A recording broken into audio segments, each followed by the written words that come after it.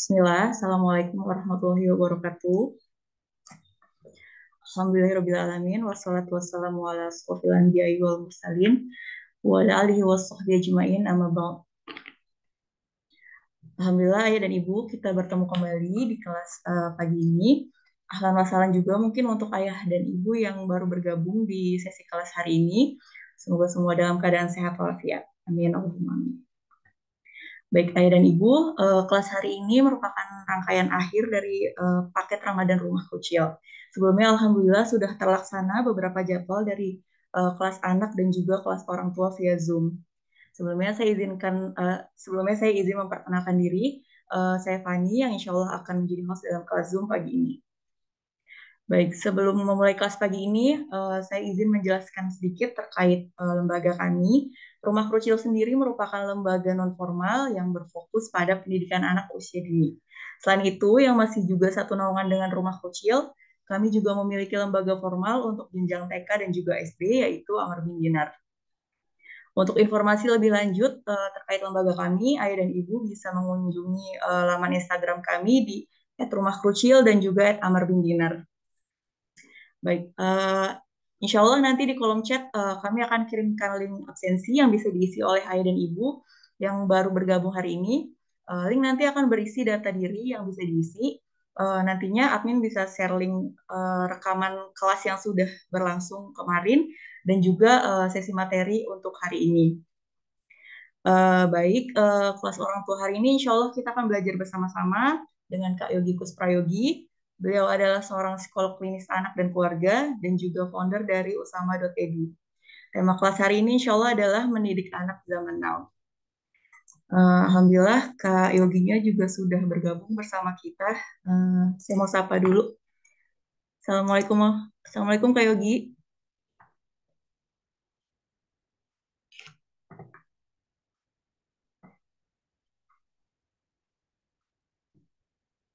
Baik, Kak Yoginya mungkin masih. Oh, Waalaikumsalam warahmatullahi wabarakatuh. gimana Kak Yogi kabarnya hari ini Kak?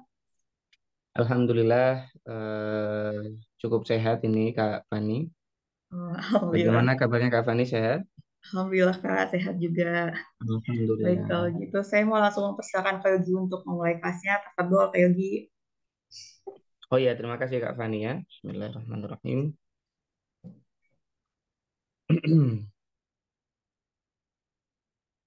Assalamualaikum warahmatullahi wabarakatuh.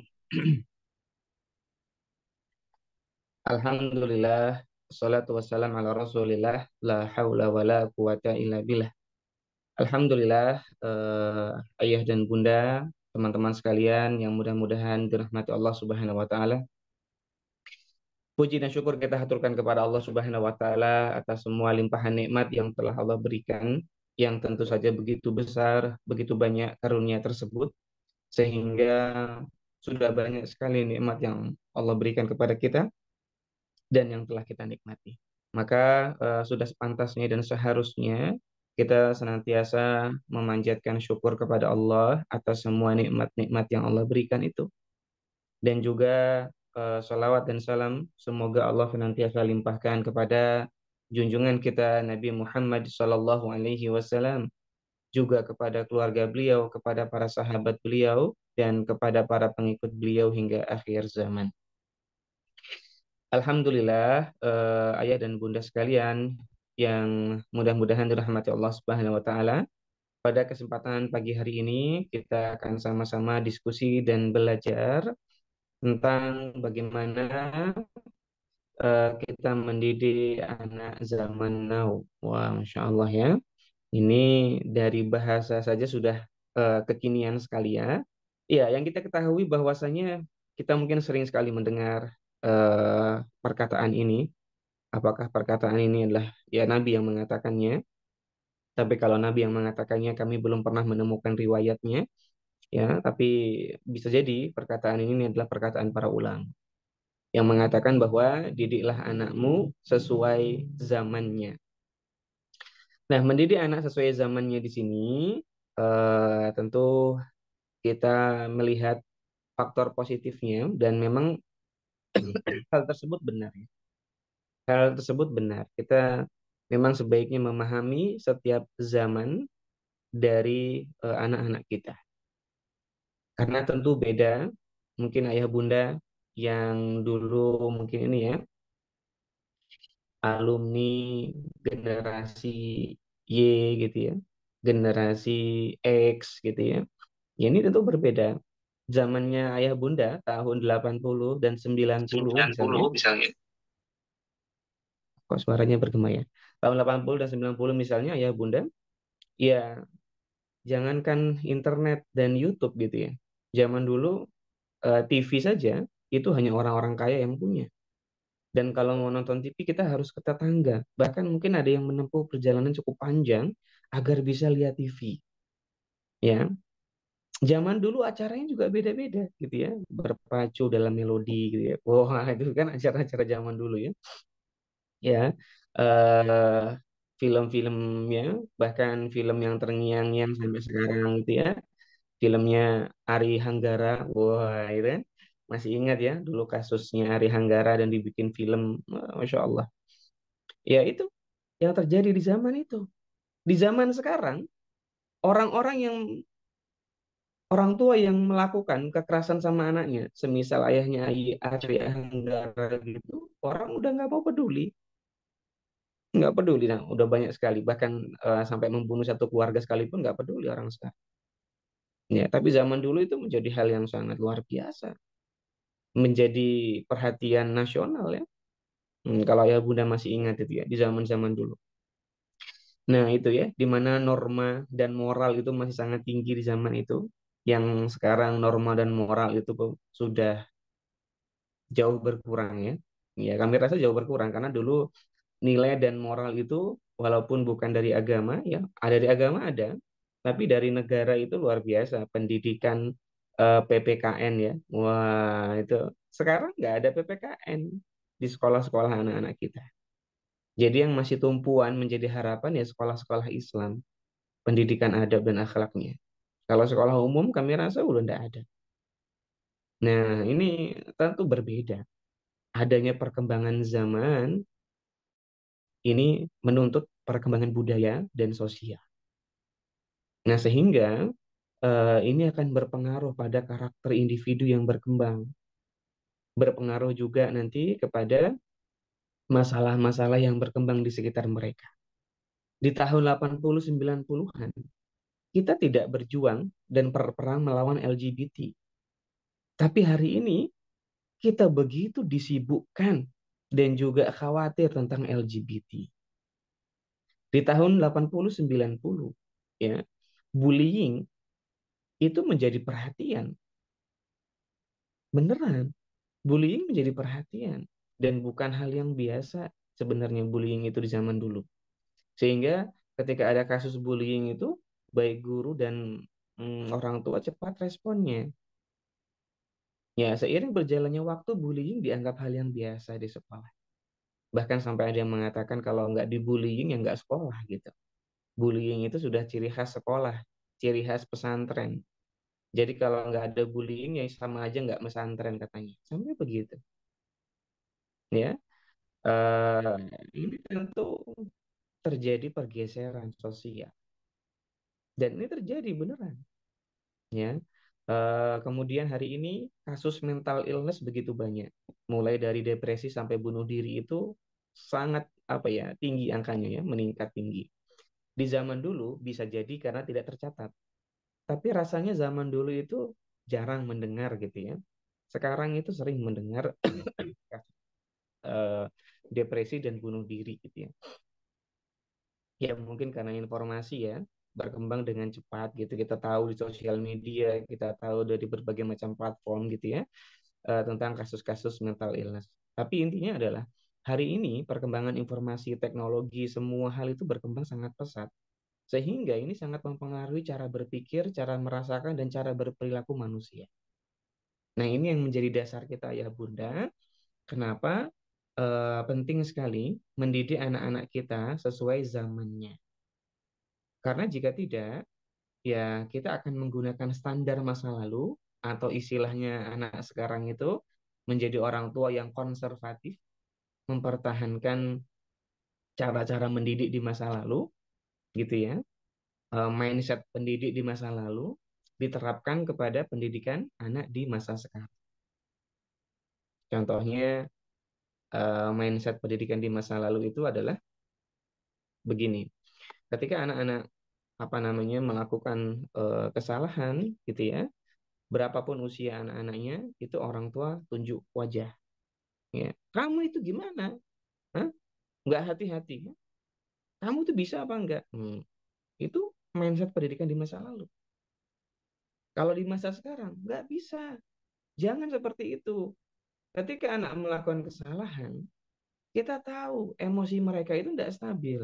Apalagi anak generasi alfa, sensitif sekali. Kalau ditunjuk wajah, ya mereka tidak suka. Mereka akan berontak dan melawan.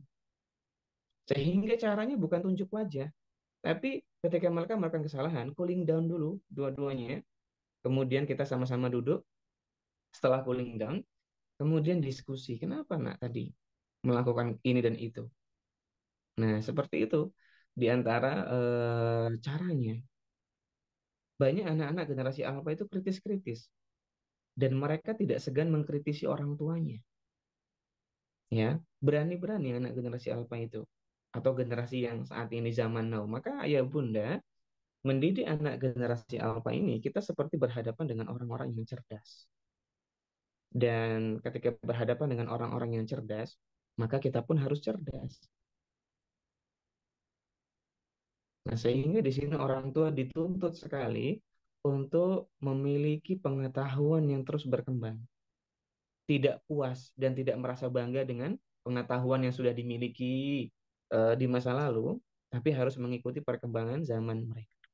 Nah, ini di antara tips kita dalam mendidik anak generasi zaman now. Hari ini begitu banyak sekali jurnal riset ya, penelitian tentang memahami generasi zaman sekarang ya. Banyak sekali risetnya dan kami ketika membaca itu, wah, Masya Allah ya, begitu banyak hal yang ingin kita sampaikan. Karena bisa dibilang bahwa sangat luas sekali khasanah penelitian tentang generasi zaman sekarang. Mulai dari generasi milenial. Kita kan tahu ya generasi milenial. Coba ayah bunda, bagi yang berkenan menuliskan di kolom chat, generasi milenial itu ditujukan kepada lahiran tahun berapa? Ada yang bisa bantu? Apakah tahun 60-an? Atau 70 sampai 80? Atau 80 sampai 90? 90 sampai 2000, 2000 sampai 2010, atau 2010 sampai 2023 sekarang. Ya, generasi milenial ini sudah ada yang jawab ya, 90-an, 2000, 2000-an, 86 sampai 90-an, 90 sampai 2000, 81 sampai 96. Masya Allah ya, ini hampir benar semua. Iya, generasi milenial itu ditunjukkan pada generasi yang dia itu di rentang kelahiran 80 sampai dengan 2000-an. Itu generasi milenial. Atau bahkan 80 cuma sampai 96. Generasi X dan Y. Maaf, Y dan Z. Maaf ya, X dan Y bener ya. Iya, pokoknya X dan X ya. Generasi X ya rata-rata ya. Maaf, Y maksudnya ya. Paling besar generasi Y sebagian dari X. Maksudnya gitu. Akhir-akhir X dan generasi Y. Yaitu 80-an sampai dengan 96-an itu generasi milenial. Kita salah. Selama ini kita sering dengar generasi milenial itu anak-anak yang 2000-an. Yang sekarang lahirnya itu bukan. Ya, ya mereka yang lahir di tahun 2000-an, ya mereka nanti masuknya istilahnya Gen Z ya, Gen Z sendiri gitu. Dan mereka punya karakteristik yang agak berbeda dari generasi-generasi sebelumnya. Maka ayah dan bunda yang mudah-mudahan dirahmati Allah Subhanahu wa taala, hari ini banyak sekali riset tentang generasi milenial yang mana 80-an sampai dengan 96. Yang hari ini di dunia psikologi industri ini menjadi salah satu objek penelitian yang sangat panjang. Karena generasi itu 80-an sampai 96 itu generasinya orangnya kritis-kritis ya. Masalah apa namanya keseimbangan kerja, job description itu sangat kritis mereka. Banyak lah intinya. Nah, generasi setelah generasi milenial itu lebih lagi gitu. Mereka lebih kritis lagi, lebih mengutamakan rasa nyaman lagi gitu ya, lebih care sama mental illness lagi gitu. Itu generasi setelah generasi milenial tadi. Tayyip ya. Mana yang tadi kami coba download jurnal ya, jurnal tentang generasi milenial. Jadi kalau kita pelajari dulu ayah bunda, mungkin ayah bunda yang hadir di sini, ini kebanyakannya generasi milenial. Ya mudah-mudahan benar ya. Tapi kalaupun ada yang generasi kolonial, enggak apa-apa ya bunda ya. Ya maksudnya generasi kolonial itu di bawah 80 ya. Baik, sebentar. Tadi kami sudah download juga ya. Nah, generasi milenial itu disebut generasi Y ya. Nah, sebagian X akhir dan Y secara keseluruhan ya, yang mulai dari tahun 1980 sampai dengan awal tahun 2000 atau 96.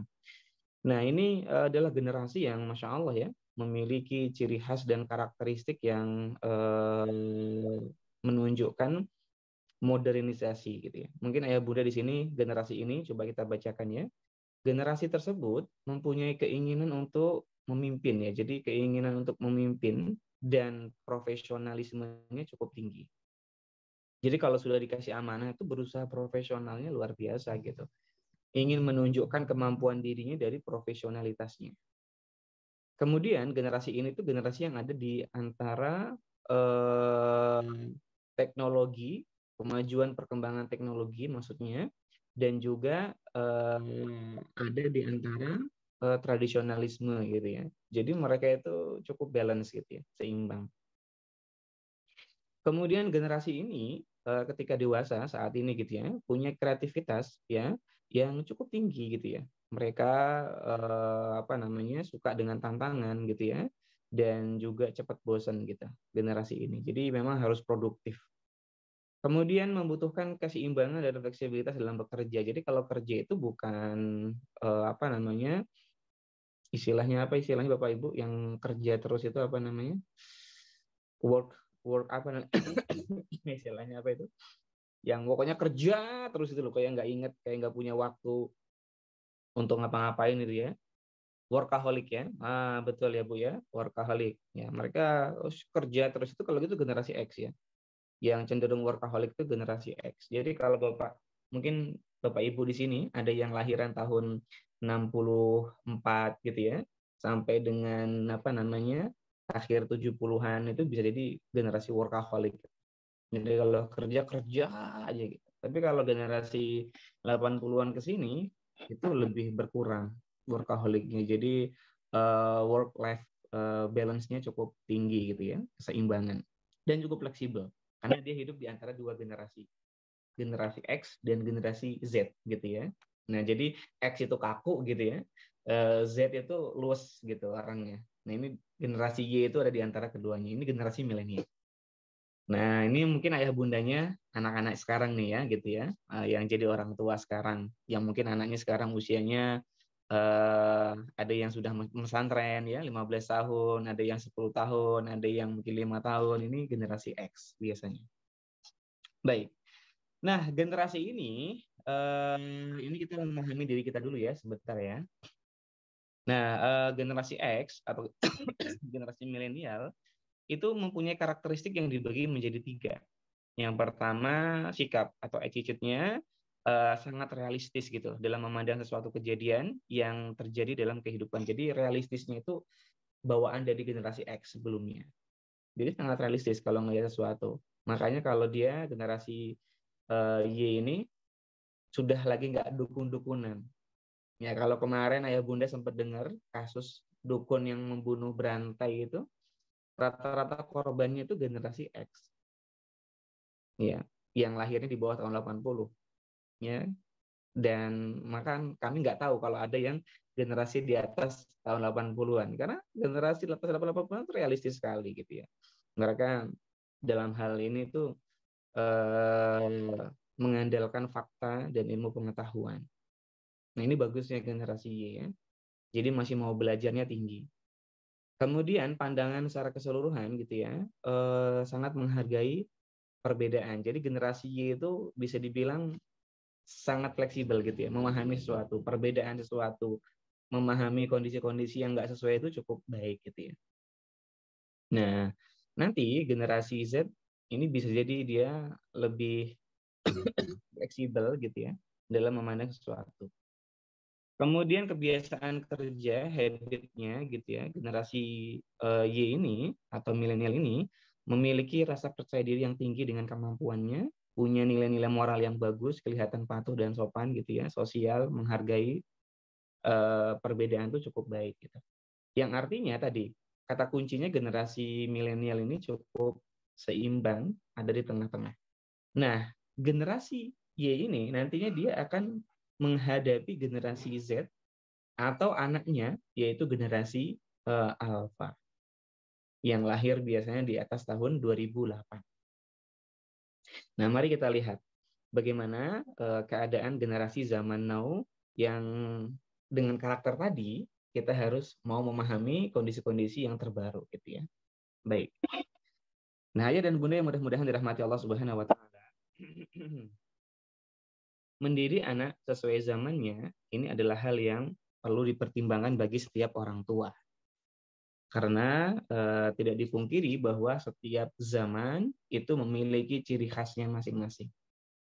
Nah, prinsip pendidikan, jadi pendidikan Islam itu tidak akan pernah berubah ayah bunda. Dari zaman Nabi mengajarkan dahulu sampai hari ini, bahkan sampai di masa yang akan datang, nggak akan pernah berubah. Konsep-konsep pendidikan Nabi itu nggak berubah dalam mendidik anak-anak. Misalnya Nabi yang suka mencium anak-anak, memeluk anak-anak, bermain sama anak-anak, itu sampai sekarang masih relevan. Bagaimana Nabi mengajarkan kita untuk belajar mengekspresikan cinta, menunjukkan cinta, dan juga menunjukkan perhatian kepada anak-anak, itu dari zaman Nabi sampai sekarang masih relevan. Dan bahkan sampai di masa yang akan datang, kami sangat yakin itu akan terus relevan. Kenapa? Karena itu sejurus ya, sejalan dengan penelitian-penelitian orang Eropa. Yang mana orang Eropa itu dulu gitu ya, di tahun-tahun di bawah tahun 60-an ya itu ya, mereka itu sangat susah mengekspresikan cinta sama anak-anaknya. Bahkan kalau Bapak Ibu yang pernah belajar psikologi, pernah belajar tentang teori kepribadian, lalu belajar bagaimana kondisi masa kecilnya para pakar psikologi, semisal Sigmund Freud, Albert Ellis gitu, Adler gitu ya, dan yang lainnya, para ahli-ahli psikologi dari semua kalangan perkembangan psikologi, misalnya psikoanalisa, aduh, ada bocor suara ya, psikoanalisa gitu ya, humanistik gitu ya, kognitif, behavior, semua gitu ya, ahli psikologi itu pasti akan dijumpai karena rata-rata psikolog zaman dulu itu kan rata-rata lahirannya tahun-tahun belasan ya, 1910, 1911 gitu ya, atau bahkan di tahun apa 19 apa namanya 80 apa 80 tahun di tahun 18 akhir gitu ya, 1800-an akhir gitu. Nah, mereka itu ketika menceritakan biografi mereka di masa kanak-kanak, orang tua itu nggak ada yang care, gitu ya. Orang tua itu sibuk gitu, sibuk dengan urusan mereka, menuntut anak-anak dan memperlakukan anak-anak ya seperti orang dewasa, nggak ada yang menunjukkan cinta gitu. Dan ini tentu menunjukkan bahwa perkembangan pendidikan mereka itu sangat tertinggal dibandingkan perkembangan Islam. Bener loh. Riset kami menunjukkan bahwa perkembangan Islam itu dari zaman Nabi itu menunjukkan cinta itu luar biasa. Dan kenapa kita bisa yakin ya Montessori yaitu dia itu meneliti gitu di Italia itu dia teliti bahwa orang-orang Eropa dari tahun 1900-an itu di tahun 1900-an loh ya, awal 1900-an itu mereka sangat minim sekali perhatian dan bentuk kasih sayang kepada anak-anak. Bahkan orang-orang di Italia saat itu cenderung nggak peduli sama anak-anak.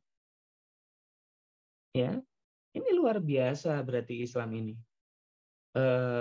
Memberikan model pendidikan dari masa ke masa yang tidak pernah pudar, itu tidak pernah hilang atau bahkan tidak tidak kemudian menyimpang dari zamannya gitu, enggak. Masya Allah ya. Apa buktinya? Nabi itu paling pandai menunjukkan cinta dan kasih sayangnya kepada anak-anak, kepada pemuda. Kepada anak-anak, Nabi itu main kejar-kejaran, Nabi itu memeluk dan dicium, bahkan sampai ada sahabat Al-Aqra, kemudian dia mengatakan, ya Rasulullah, saya itu punya anak 10 Rasulullah. Gak ada satupun yang saya perlakukan demikian. Coba bayangkan. Kemudian Nabi mengatakan, man la yarham, la yurham. Barang siapa yang tidak menyayangi, maka dia tidak akan disayangi. Coba lihat. Ini sebuah prinsip pengasuhan. Dan bahkan dalam hadis yang lain, jika kasih sayang itu ada pada sesuatu, maka itu akan membuat sesuatu itu menjadi sangat baik. Dan jika kasih sayang itu ditarik, diambil dari sesuatu, maka sesuatu itu akan hancur. Lihat, ini prinsip pengasuhan yang hari ini digembar-gemborkan oleh orang-orang Eropa. Bagaimana five love language ya, bagaimana bonding attachment, itu kan teori-teorinya orang Eropa. Tapi ada dari zaman Nabi. Nabi sudah mengajarkan itu. Artinya konsep pendidikan Islam itu sama gitu dari masa ke masa dalam mendidik anak. Kalau kita mau belajar, kita akan takjub sekali dengan bagaimana Nabi itu mengajari kita pendidikan kepada anak-anak. Bagaimana Nabi perhatian kepada anak-anak. Bagaimana Nabi itu menunjukkan cinta dan perhatiannya kepada seorang remaja yang bernama Mu'adz bin Jabal. Saat itu Nabi sampai-sampai menunjukkan cintanya itu dengan perkataannya, ya Mu'adz, wallahi inni uhibbuka. Wallahi inni uhibbuka. Coba bayangkan.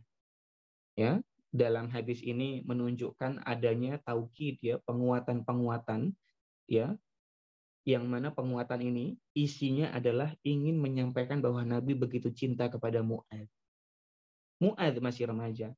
Lalu apa penguatan-penguatan yang Nabi sampaikan dalam kalimat tersebut? Pertama, Nabi itu memanggil nama Mu'adz. Jadi kalau dipanggil nama ini suatu penguatan. Ya Mu'adz, wallahi, Nabi sampai bersumpah atas nama Allah. Ini walah sesungguhnya, waduh ya, dikasih penegasan lagi sesungguhnya, ya, uhibbuka gitu ya, pakai lam taukid di situ ya, ada lam taukid, lam penguatan ya. Nah, uhibbuka, terus diulangi lagi ini uhibbuka. Coba ada beberapa penguatan itu. Ini menunjukkan bahwa pendidikan Nabi di masa itu sudah sangat paham betul dengan bagaimana membentuk kelekatan atau hari ini kita kenal dengan bonding attachment. Sehingga orang-orang di masa Nabi itu sangat suka dengan Nabi, termasuk remaja dan anak-anak. Menunjukkan kelekatan yang luar biasa. Dan bahkan ya al-mubasysyiruna bil jannah ya 10 sahabat yang dijamin masuk surga itu, kalau tidak salah 5 atau 6 diantaranya remaja. Sehingga lebih banyak remaja ya yang menjadi 10 sahabat pertama masuk Islam itu. Apa 10 sahabat pertama yang dijamin surga. Nah, maka di sini adalah bukti bahwa pendidikan Islam itu tidak lekang oleh waktu. Hanya saja ayah bunda di masa sekarang fasilitas dan sarana yang kita gunakan dalam pendidikan itu berkembang. Maka ini tidak mengapa. Ya, ini tidak mengapa karena memanfaatkan fasilitas yang berkembang sesuai zamannya ini termasuk dari ilmu pengasuhan. Nah, sehingga ayah bunda belajar tentang gadget, belajar tentang sosial media, belajar tentang YouTube, channel-channel YouTube, belajar tentang perkembangan teknologi, itu termasuk dari bagian ilmu parenting. Kenapa, Kak? Karena bagaimana mungkin ayah bunda hendak mendidik anaknya dengan fasilitas dan sarana yang baik, tapi ayah bundanya nggak mau belajar tentang perkembangan teknologi. Ini nggak mungkin. Justru nanti anak-anak akan banyak belajar dari orang-orang di sekitarnya. Yang mana mungkin teman-temannya itu suka main game online, yang mana teman-temannya suka nonton YouTube toxic, YouTube yang influencernya justru memamerkan aib, ya, yang menawarkan LGBT, yang menawarkan apa namanya, ateisme, agnostikme, atau kehidupan-kehidupan yang berdasarkan filsuf-filsuf Yunani, Stoikisme dan sebagainya gitu. Itu kan yang terjadi pada remaja sekarang. Ya, mereka justru banyak belajar teknologi itu secara otodidak ya, atau dari teman-temannya. Nah, ini salah kaprah. Sehingga apa yang terjadi pada anak-anak zaman now, ya akhirnya mereka memilah dan memilihnya itu nggak tepat. Kenapa? Karena orang tuanya nggak mau belajar. Nah, sehingga di sini penting sekali menjadi orang tua yang mau mempelajari tentang teknologi sebagai bagian dari ilmu parenting mereka. Berat ya jadi orang tua? Iya, berat. Susah ya jadi orang tua? Iya, susah. Dan nggak ada kok yang jadi orang tua itu mudah. Kalaulah jadi orang tua mudah, maka pertanggungjawabannya nggak akan besar. Kalaulah jadi orang tua itu mudah, maka keutamaan orang tua itu tidak akan besar. Ya, karena tadi ganjaran sebuah amal itu tergantung seberapa berat amalan tersebut. Sehingga ketika semakin berat, semakin susah tanggung jawab dan beban tersebut, maka ini memiliki konsekuensi, memiliki ganjaran pahala yang besar. Sebagaimana doa masuk pasar ya, ini kan ganjarannya besar sekali. Kenapa? Karena di pasar itu banyak orang-orang yang tidak ingat sama Allah. Sehingga kalau ada orang yang bisa ingat sama Allah, dia berdoa, dia berzikir, ya, maka ganjarannya sangat besar. Dan juga itulah kenapa amalan-amalan yang dilakukan di bulan Ramadan ini memiliki keutamaan. Ya karena bulan Ramadan istimewa. Ya, dan kita sedang berpuasa. Makanya beda ya amalan orang yang sedang berpuasa dengan yang tidak. Nah, ini tentu berbeda. Sehingga menjadi orang tua itu susah, ayah bunda.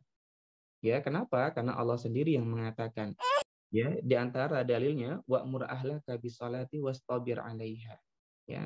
Dan perintahkanlah kepada keluargamu untuk mendirikan sholat, kemudian bersabarlah kamu dalam mengerjakannya. Ya, di sini Allah memerintahkan kita untuk bersabar. Ya, pertama memerintahkan agar kita itu mengajak, mendidik keluarga kita dalam mendirikan sholat atau dalam beramal sholih. Kemudian, ya, kita diminta untuk bersabar dalam mengerjakannya, menggunakan kata kerja fi'il amarnya istobar, wastobir. Padahal bisa saja menggunakan kata isbir, karena fi'il amar sabar kan isbir ya, sabarlah gitu. Sehingga wa'mur ahlaka bisolati wasbir 'alaiha. Tapi di sini Allah tidak menggunakan wasbir 'alaiha, tapi wastobir. Yang mana di antara maknanya istobaro itu dari wazan ifta'ala yang memiliki arti bahwasanya suatu tindakan yang dilakukan itu harus diiringi dengan usaha yang keras, usaha yang besar, usaha yang tidak mudah. Sehingga sabarnya orang tua dalam mendidik keluarganya itu sabar yang penuh perjuangan ekstra keras. Maka susah. Dan disinilah yang kemudian menjadikan orang tua itu istimewa dan utama. Maka sampai kapanpun manusia diperintahkan oleh Allah untuk berbakti sama orang tuanya. Karena orang tuanya nggak mudah. Ketika Nabi ditanya, siapa ya Rasulullah orang yang harusnya aku perlakukan dengan sangat baik atau mendapatkan keutamaan dariku ya, maka dijawabnya ibumu. Siapa lagi ya Rasulullah? Ibumu. Siapa lagi ya Rasulullah? Ibumu. Siapa lagi ya Rasulullah? Baru ayahmu. Para ulama mengatakan kenapa ibu disebut 3 kali? Karena ibumu yang pertama, ya itu karena dia telah mengandungmu. Ibumu yang kedua, karena dia telah melahirkanmu. Ibumu yang ketiga, karena dia telah menyusuimu ya sampai 2 tahun.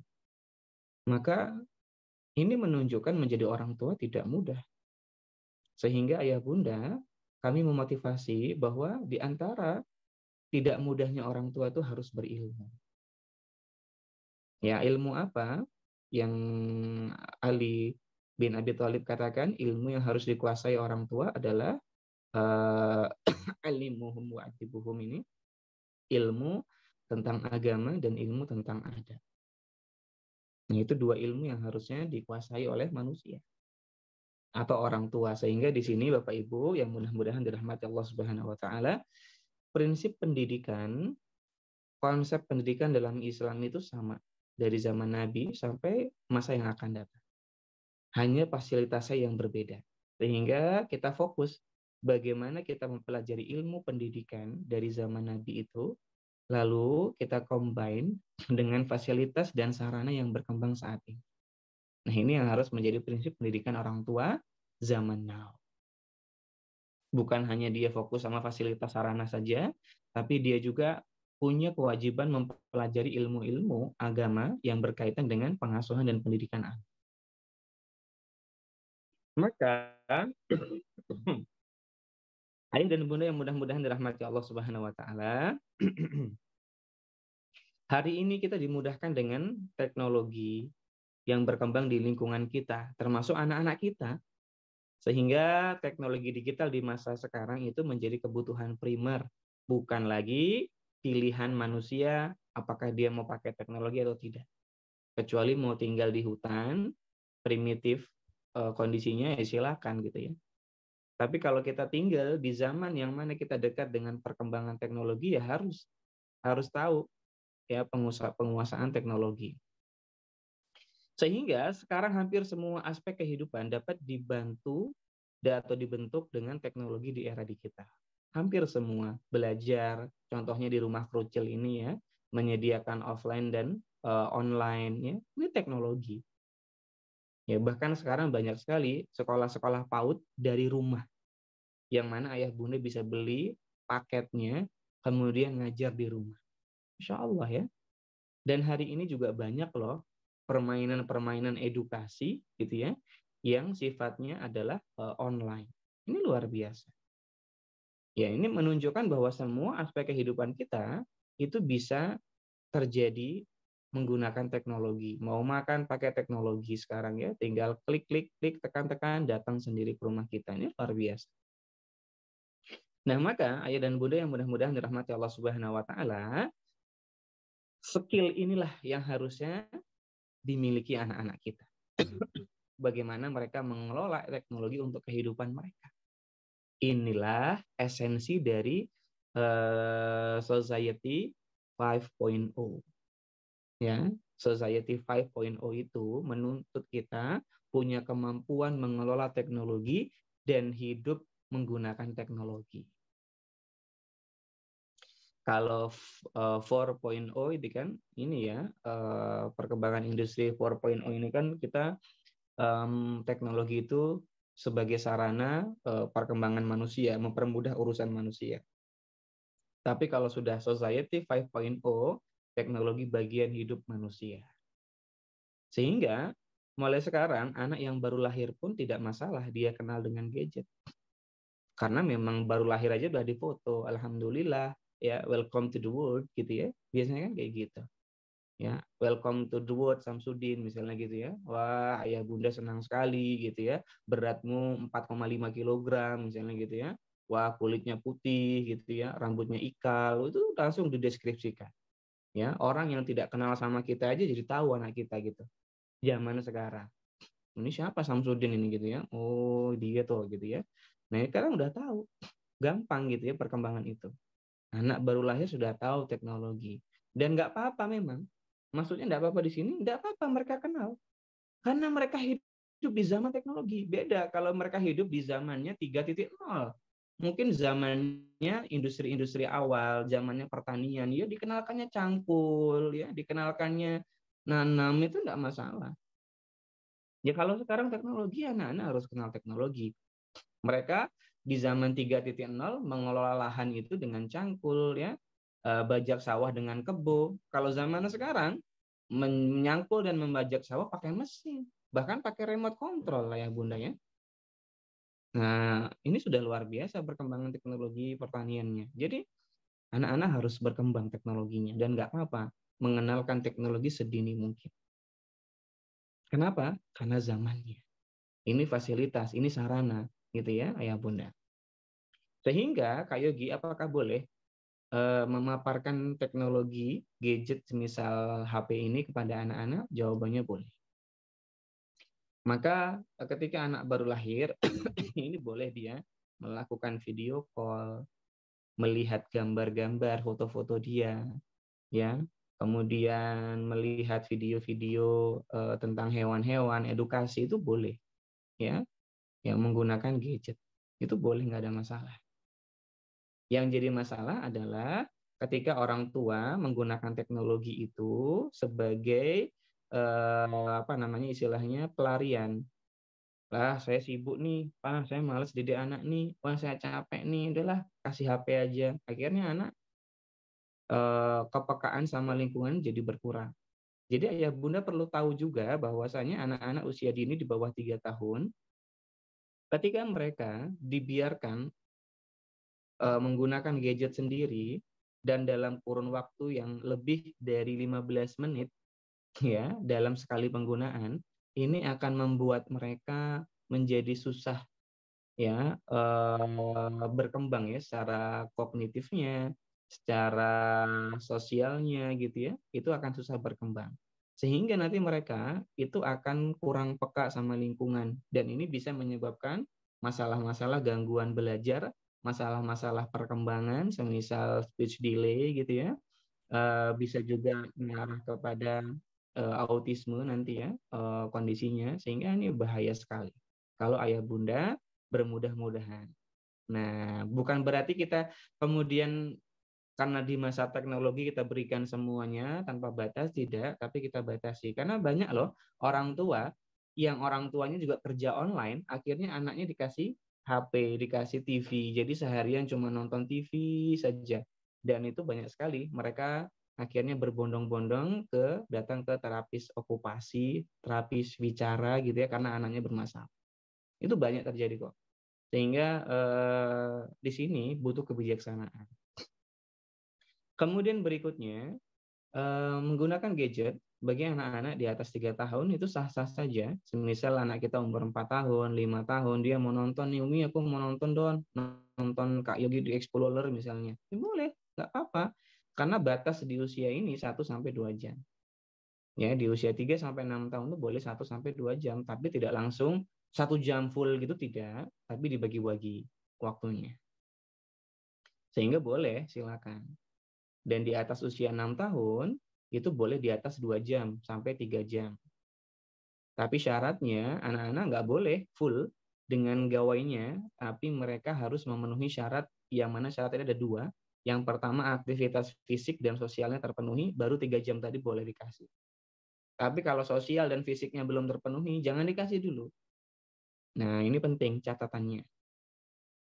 Nah, kemudian di atas 12 tahun boleh bebas sesuai kebutuhan mereka. Kebutuhannya mau coding tentu ini berjam-jam.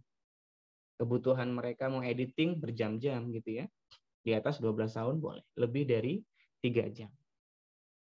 Nah, maka ayah dan bunda yang mudah-mudahan dirahmati Allah Subhanahu wa taala, di sini kita sebagai orang tua berarti perlu banget menguasai eh, pengetahuan tentang teknologi.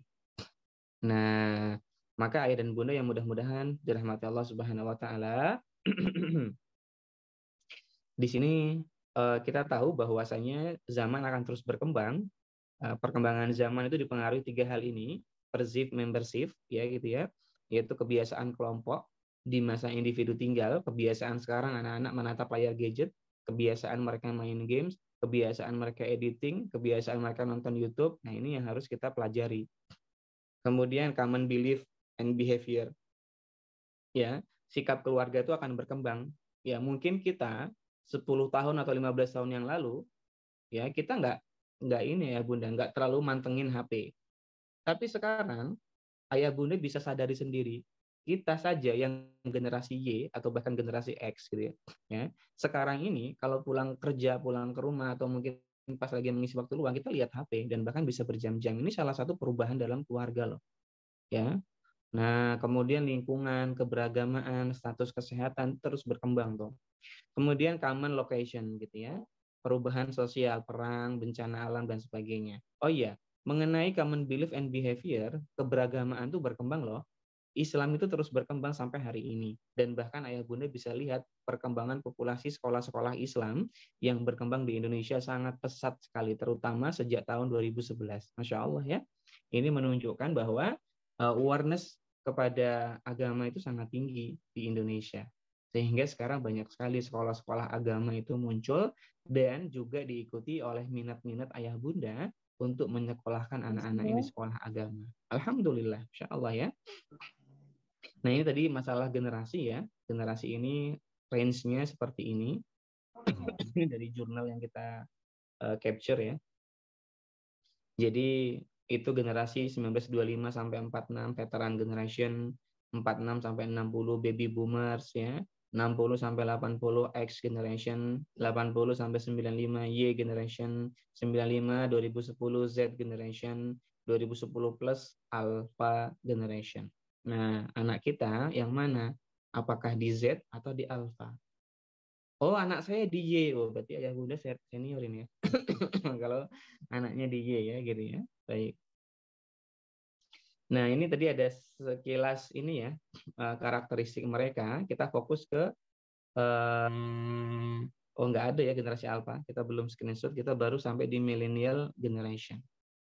Ya, millennial generation itu tadi kita umumnya orang tua saat ini sangat menghargai perbedaan, lebih memilih bekerja sama daripada menerima perintah. Makanya orang-orang 80-an itu ya lebih suka usaha sekarang daripada jadi budak corporation bahasanya gitu ya. Dan sangat pragmatis ya ketika memecahkan persoalan. Memiliki rasa optimis yang sangat tinggi, fokus sama prestasi, percaya diri, percaya pada nilai moral dan sosial. Ini masih bagus moral sosialnya. Z sampai Y sampai alpha itu udah mulai turun ya moralnya. Kemudian menghargai adanya keragaman gitu ya. Nah, ini generasi Y. Bukan berbangga-bangga dengan generasi Y, cuman itu risetnya gitu ya Bunda ya. Baik. Nah, ini dia nih generasi sekarang. Ya, memiliki adaptasi dan kecerdasan yang sangat bagus. Ini tidak bisa didebatkan, memang sudah bagus. Mereka itu pinter-pinter, fast learner, daya tangkapnya bagus. Ini juga dipengaruhi karena faktor lingkungan ya. Faktor lingkungan, makanan gitu ya. Dan juga perkembangan orang tuanya. Orang tuanya semakin pintar, semakin cerdas dalam mendidik anak-anaknya. Maka anak-anak jadi cerdas. Kemudian dua, sulit mengendalikan impuls. Nah ini nih yang perlu digarisbawahi. Anak sekarang kalau pengen sesuatu itu susah kontrolnya. Ya, maka ayah bunda harus banyak-banyak memberikan perhatian pada kontrol perilaku anak-anak sekarang. Kenapa? Karena mereka dimanjakan dengan yang instan. Dan yang instan ini sama sekali tidak memainkan impuls atau dorongan dalam diri manusia. Jadi, kita perlu yang namanya kontrol impuls, kontrol dorongan dalam diri. Tapi adanya gadget, adanya fast information, teknologi yang berkembang pesat, mereka mudah mendapatkan sesuatu. Kalau pengen sesuatu effortnya rendah, ini tidak melatih impuls mereka. Beda sama generasi X yang dulu, kalau mau apa-apa, generasi X itu tadi ya, 60-an sampai 80-an ya. Kalau mau komunikasi harus ngirim surat. Ya, lama pakai pos gitu ya. Itu luar biasa kontrol impulsnya. Dan sebenarnya generasi sekarang ada sih kontrol impulsnya itu, yaitu adanya ini ya, adanya kalau beli paket nunggu 3 hari ya, nunggu 2 hari, ini bagus sih. Jadi kalau pengen sesuatu dia klik, oke dia bisa, klik dia bayar bisa, tapi dia harus nunggu, ini bagus, Insya Allah ya. Jadi itu diantara kontrol impuls. Tapi anak-anak sekarang kalau mau sesuatu, pengen sesuatu, mereka pengennya cepat. Apalagi di rumah ada pembantu. Apalagi sekarang orang tuanya memberikan kebebasan. Udahlah kalau makan beli aja sendiri, pesan sendiri itu oke sih. Tapi itu tidak ngajarin mereka kontrol impuls. Ayah bunda tetap perlu menyeimbangkan. Nak, kamu belajar masak biar nggak pesan GoFood terus. Ya, hari ini pesan GoFood, besok masak gitu ya. Nah, dia bisa masak, bikin telur, bikin nasi goreng, apa namanya, bikin sayur dan sebagainya. Itu bagus banget ayah bunda. Sehingga yang namanya pendidikan kemandirian umum itu tidak lekang oleh waktu, di mana pendidikan kemandirian umum itu sangat membantu orang tua mendidik impuls anak-anaknya. Apa sih Kak? pendidikan kemandirian umum, yaitu bisa masak, bisa nyetrika, bisa nyapu, bisa bersih-bersih, ya. Ini luar biasa ya Bunda. Sehingga kita nggak bisa meremehkan ini kemampuan ini atau skill ini. Maka ayah bunda yang sekarang ini punya anak-anak, berapapun usianya, ajari skill kemandirian umum. Ini mengendalikan impuls mereka. Gimana caranya? Ada sih tekniknya. Cuman cara umumnya adalah ya dibuat kesepakatan bersama mereka, kemudian dibuat kesepakatan, dikasih rewardnya apa, mau apa, punishmentnya kalau nggak ngerjain apa, itu simpelnya. Dan kemudian ayah bunda konsisten menjalankannya. Udah konsisten aja. Kak Yogi, apakah perlu ditemenin? Sangat perlu. Sehingga anak-anak itu perlu ditemani ketika mereka melakukan tugas-tugas kemandirian tadi. Jadi nggak di lost sendiri. Ya susah dong Kak. Ya emang seperti itu harusnya. Kembali ke pasal pertama. Bahwa menjadi pendidik itu susah. Makanya jangan meremehkan seorang guru di sekolah. Karena susah menjadi guru. Ya. Nah, menjadi orang tua lebih susah lagi tentunya. Nah, sehingga ayah bunda, didiklah anak-anak kita dengan kemandirian itu, kemandirian umum. Dan banyak sekali orang tua yang kemudian datang kepada kami, mereka mengatakan, Kak Yogi, anak saya sudah remaja, anak saya sudah dewasa, anak saya sudah kelas 6 SD, tapi dia belum mandiri, belum bisa ini, belum bisa itu, apa-apa harus disiapin. Itu banyak sekali yang mengeluhkan seperti itu loh. Bahkan ketika sekolah dia nggak bisa nyiapin baju sendiri, ya Allah, na'udzubillah, itu ngapain aja orang tuanya berarti. Beneran, Kak Yogi tuh dalam hati bilang begitu kok. Ngapain aja Pak, Bu? Ini kan hal remeh yang memang harus dididik sejak umur 6 tahun anaknya. Nyiapin baju sendiri, ganti baju sendiri, ya, makan ngambil sendiri, minum ngambil sendiri, ini kan remeh banget, kebutuhan dia sendiri loh. Bagaimana mungkin anak kita nanti bisa hidup ketika di usia 18 tahun bapak ibunya mati misalnya, dua-duanya. Terus gimana dia mau hidup? Iya kalau warisannya banyak, dia masih bisa jadi sultan. Nah kalau nggak punya gimana? Atau warisannya banyak sekalipun, tapi nggak punya skill mengelola uangnya gimana?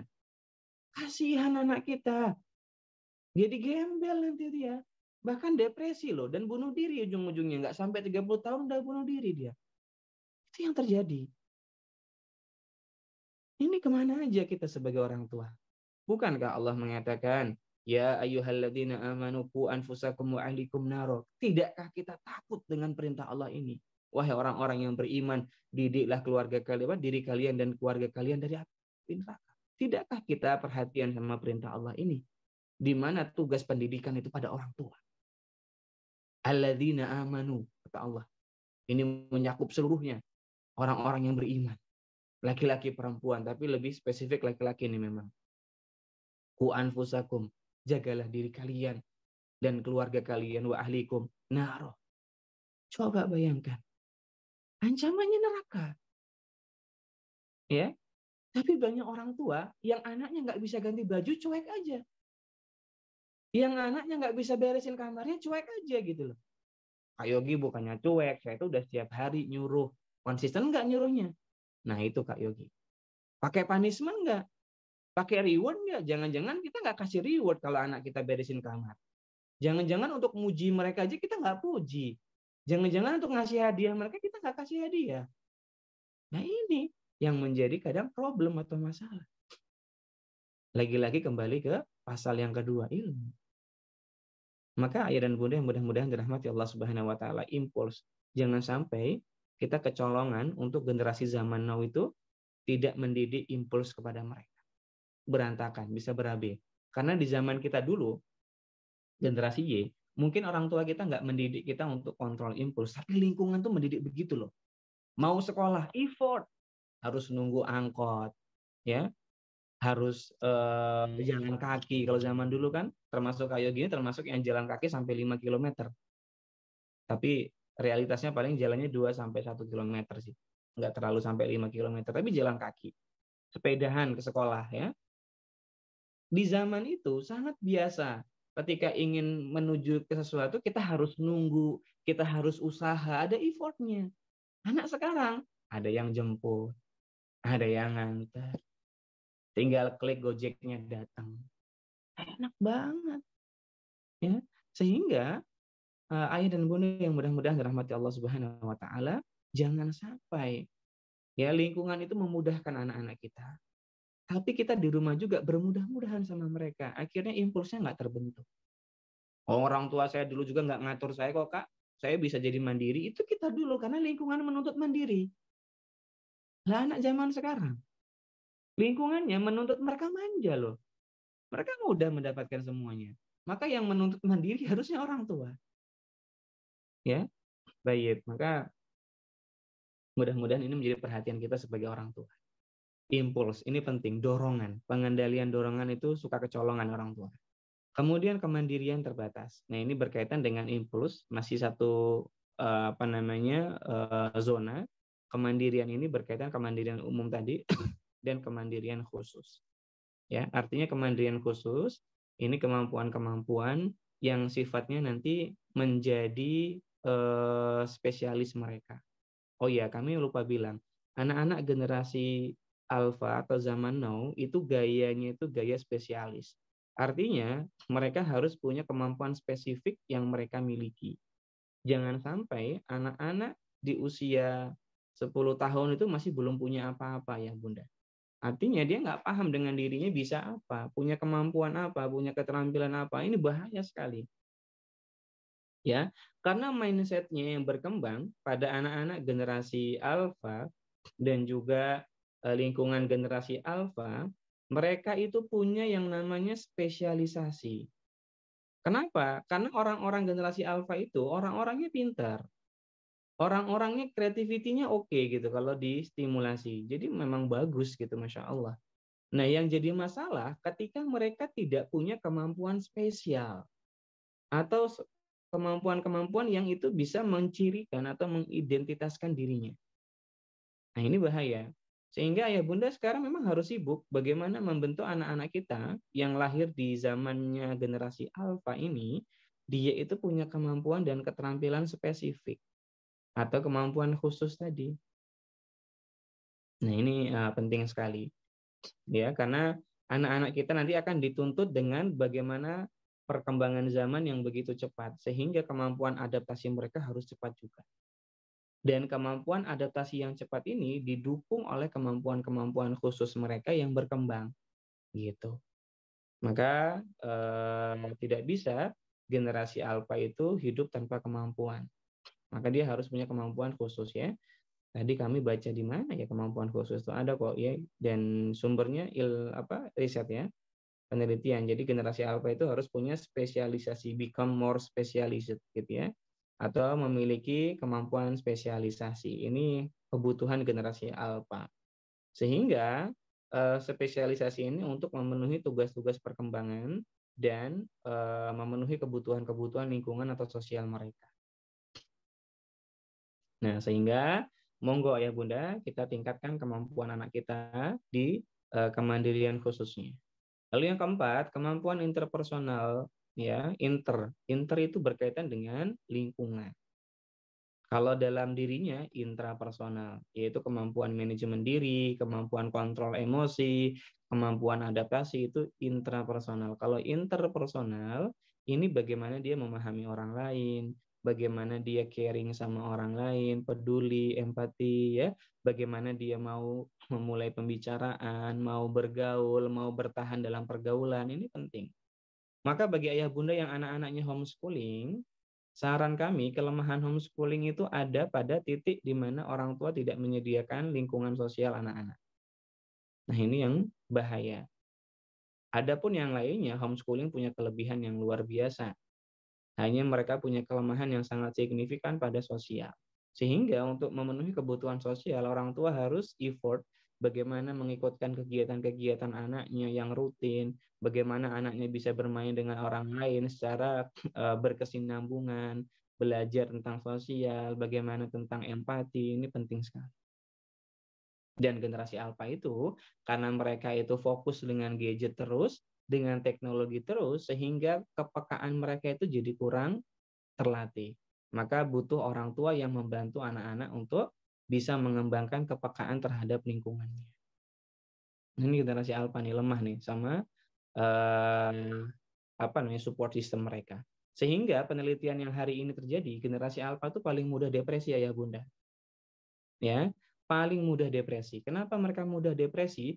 Karena selama ini mereka mencurahkan emosinya, mencurahkan perhatiannya itu banyak pada yang sifatnya non sosial atau kepada dunia maya, internet. Bahkan sampai-sampai generasi alfa itu nanti dia akan diprediksi dia akan punya dua karakter, ya, karakter nyata dan online. Nah, sehingga generasi alpha ini banyak sekali mencari kebahagiaan itu di sosial media, entah dengan main games yang rankingnya terus naik, dia dihargai, punya dapat penghargaan, merasa lebih baik daripada player yang lain, bahkan rela mengeluarkan uang jutaan rupiah hanya demi karakternya dalam game itu lebih baik dari karakter orang lain. Yang mana ini namanya kebutuhan achievement. Carinya achievement itu di karakter online-nya, bukan karakter dunia nyata. Kan parah kayak gini. Ya, padahal dengan uang 1 juta dia bisa beli banyak hal yang bisa mengimprove dirinya di dunia nyata, tapi dia pilih ke dunia maya karena lebih instan, nggak butuh effort, ya effortless gitu dia. Ini mentalnya anak generasi sekarang, sampai rela mencuri dari orang tuanya demi meningkatkan status sosialnya di games. Bayangkan. Jadi ayah bunda jangan dikira dunia maya itu nggak ada status sosialnya, ada. Kalau yang sosial media, status sosial diukur dari seberapa banyak followernya, seberapa banyak like-nya, seberapa banyak share-nya, ya. Itu pengukurannya. Maka semakin banyak followernya, ini status sosialnya semakin bagus, ya. Kalau di dunia game semakin banyak itemnya, semakin besar kemampuannya, banyak senjata-senjata atau jurus-jurus yang dia punya, itu kan anak-anak kita banget. Sehingga orang tua harus tahu motivasi kenapa anak main game. Jangan cuma sekedar, oh dia main game, dia kecanduan. Jangan-jangan anak kita main game karena dia merasa nggak berharga di dunia nyata. Makanya dia pakai karakter keduanya di dunia online itu, dunia maya, agar lebih berharga. Jangan-jangan kayak gitu. Sehingga sebagaimanapun usaha kita, mati-matian kita, ngajarin mereka untuk nggak main game, untuk ngehukum mereka, itu sia-sia. Kenapa? Karena mereka itu lari ke dunia maya karena ngerasa ditolak dan nggak berharga di dunia nyata. Tapi kita orang tua tiba-tiba marah, tiba-tiba menghukum, tiba-tiba memberikan punishment ke mereka tanpa memahami motif mereka. Bagaimana nggak hancur anak kita kalau demikian jadinya? Sehingga orang tua harus paham kenapa dia main game. Dan diantaranya orang tua memahami anak yang main game itu dia main game apa. Oh dia main game Roblox. Ini fun ini, just for fun. Oh dia main game sama teman-temannya, ya, mabar. Main gamenya apa? Tembak-tembakan. Ada nggak yang karakter-karakternya upgrading dan sebagainya? Oh, ini kebutuhan untuk achievementnya, kebutuhan powernya. Oke, ya. Ada anak kita yang mau main game kalau ada temannya, kalau nggak ada temannya nggak mau main game. Oh, need of affiliation-nya tinggi nih dia. Nah, dan dia dapat afiliasi itu dari main gamenya. Kita harus tahu. Sehingga kalau tahu alasan anak kita main game, ya, not just for fun gitu ya, kita jadi punya intervensi yang lebih pas, ya, perlakuan yang lebih pas bagaimana ngatasin mereka biar nggak kecanduan. Jadi nggak sekedar nanganin mereka dan itu yang dilakukan oleh psikolog. Ketika dapat pasien, Pak, anak saya ini Pak kecanduan main game itu nggak langsung ya udah stop gamenya, ya udah enggak, tapi pahamin dulu apa kebutuhan mereka. Nah, sehingga di sini kan orang tua jadi paham ya, oh itu kenapa alasan generasi alpha itu main game. Iya, karena mereka punya dua karakter, punya dua personality, dunia nyata dan dunia maya. Kita generasi X, generasi Y belum tentu punya, apalagi generasi X nggak punya. Ya. Nah, maka ayah bunda, pendidikan sosial, memahami orang lain, menghargai orang lain, memberi orang lain, empati sama orang lain, itu jadi kurikulum wajib dalam keluarga. Sehingga kami selalu bilang sama orang tua yang anaknya hari ini usianya rentang 6 sampai dengan 12 tahun, Pak, Bu, mendidik anak kita di rentang usia ini, nggak perlu pusing-pusing banget mikirin masalah kognitifnya. Akal mereka, kemampuan berpikir mereka itu sudah dijamin oleh Allah. Ya, dalam Islam juga sudah dijamin. Kenapa ada istilah balik? Karena nanti saatnya akan sampai dia. Tapi bukan berarti diabaikan udah nggak usah sekolah, bukan. Maksudnya banyak orang tua yang kemudian fokusnya justru ke kognitifnya. Yang penting kamu nilainya bagus, nak. Yang penting kamu juara kelas, nak. Selebihnya nggak ada masalah. Ini yang nggak tepat. Apalagi generasi alpha diginiin. Waduh, berantakan jadinya. Nah, sehingga fokus orang tua harusnya ketika anak usia 6 sampai 12 tahun fokusnya pada pendidikan emosional mereka dan pendidikan behavior mereka. Dan ini sejalan kok dengan apa yang disampaikan oleh Ali bin Abi Thalib di awal tadi. Alimuhum wa'addibuhum. Ya, memberikan ilmu agama dan adab. Nah, ini pentingnya ya Bunda. Maka fokus kita mendidik anak kita itu bagaimana emosinya terfasilitasi, emosinya dia tahu happiness, ya, takut, sedih, marah, itu tuh kita benar-benar gali gitu. Dan kita diskusi tentang emosi mereka. Kita sharing juga tentang emosi kita, dan kita sama-sama tuh cari problem solving terhadap emosi kita. Sehingga sama-sama dipahami. Anak-anak seneng loh kalau diajarin masalah emosi. Tapi kan nggak banyak orang tua yang peduli. Termasuk emosi itu perhatian sama temennya, empati sama temennya, empati sama ayahnya. Coba nak, kalau ayah pulang ambilin minum, ayah pasti haus. Itu bundanya yang ngajarin. Kalau nunggu anaknya inisiatif, belum tentu muncul. Tapi bundanya yang ngajarin masalah-masalah kecil kayak gini. Ya, ketika dia dibawakan mainan, dibawakan hadiah sama ayahnya, bilang makasih sama ayah. Peluk ayah nak, cium ayah nak. Itu bundanya yang ngajarin. Kalau nunggu inisiatifnya nggak muncul. Ini pendidikan emosional. Bagaimana anak-anak dididik untuk menghargai, bagaimana anak-anak dididik kalau salah minta maaf, bagaimana anak-anak menebus kesalahannya. Ini orang tua yang ngajarin loh. Nggak tumbuh dengan sendirinya, jangan dikira gitu. Nah ini penting untuk generasi sekarang, zaman now. Orang tua harus fokus sama pendidikan emosional. Lalu yang kedua, pendidikan masalah motorik tadi atau behavior. Ya, mulai dari adabnya yang bagus, mulai dari adabnya yang bagus sampai dengan keterampilan apa yang dia. Nah, ini penting. Sehingga ayah bunda kalau nanti anaknya mau mesantren di umur 12 tahun lulus SD mau mesantren itu enak kita. Kita tuh nggak khawatir. Oke, masalah akal gurunya. Karena apa musyrif ya ataupun ustadz di pesantren itu nanti fokusnya sama pendidikan ilmu kok. Jarang musyrif guru ustadz di pesantren itu fokus sama emosi anak-anak kita, sama keterampilan mereka, mereka bisa aja. Jarang, kalaupun ada kecil. Tapi kalau untuk masalah ilmu, Kak Yogi nggak ragu. Semua ustadz, semua guru yang ada di pesantren, yang ada di guru, mereka fokus. Hafalannya, ya, ilmu-ilmu yang lain itu fokus. Jadi nggak usah khawatir sama perkembangan kognitif. Khawatirlah untuk masalah emosi, untuk masalah kemampuan mereka, behavior mereka, attitude mereka. Ini penting. Kalau bukan orang tuanya siapa yang didik? Faktanya di sekolah, meskipun Islam labelnya jarang, ya. Nah ini penting bagi orang tua fokus untuk generasi zaman now pendidikannya kedua hal itu.